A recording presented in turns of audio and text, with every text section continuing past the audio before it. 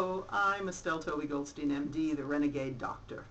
This is the fourth in a series of free lessons to teach you one of the most important topics for anyone in private practice, how to determine a fair rate to charge your clients.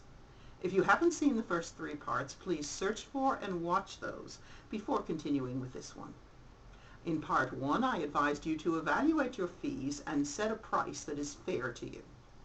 In part two, I told you how to make a self-inventory to discover what qualities you have to make you unique. Part three was about making yourself unique so you wouldn't be considered a commodity.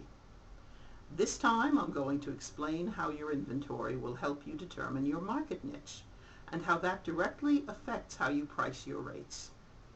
In marketing, the buzzword is positioning. Everyone knows what a position is, right? You must be number one in your niche, or else you need to start your own niche where you are number one. The smaller the niche, the better off you are. Every doctor understands that specialists make more money than general doctors, but what most don't realize is that there are undeclared subspecialties that give rise to the saying, there are riches in the niches. Let's take the field of psychiatry, for example. That's a recognized specialty. Within it are subspecialties such as geriatric and pediatric psychiatry. Within those subspecialties, there might be a subspecialty such as psychopharmacology of the geriatric or pediatric patient. But did you ever think about the positioning of a niche as a subspecialty? Why do you think some psychiatrists set up practice in Beverly Hills or on Park Avenue in New York City? Just say those words and they conjure a vision of affluent patients, high fees, and a standard of living completely different than a community mental health staff psychiatrist in Appalachia. Is the affluent Beverly Hills doctor better in some way than the doctor in Appalachia? Is she better educated, more intelligent, more caring than her affluent colleague? Not necessarily. The difference is where she chose to practice. There are subspecialties that not only take in the practice location, but the demographics. Your race, your religion, sexual orientation, and avocational interests all can establish a unique niche for you. I know one doctor who built his practice by joining a wine tasting club.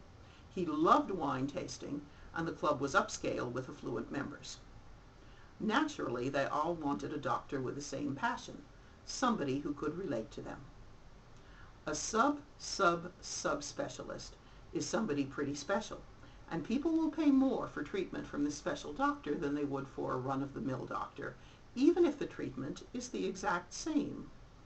For example, the jet set pay premium rates to get their prescription anxiety drugs and painkillers from the Doc Hollywood practices, even though the exact same prescriptions are dished out at the county mental health center for welfare patients. The special doctors offer value-added services, of course.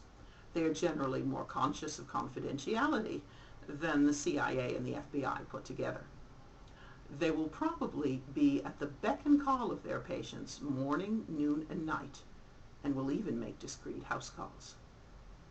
If you see the advantage of the subspecialty, then I have terrific news for you. You already qualify. Remember that questionnaire? It proves you are unique. You choose a way to follow your passions and wed them to your medical practice, just like my friend the wine taster.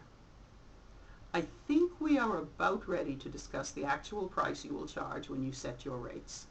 For more information about me and my methods for developing a successful private practice, please see my website, fixdoctorsfirst.com. Until our next visit, this is Estelle Toby Goldstein, MD, the Renegade Doctor, wishing you health, happiness, and success.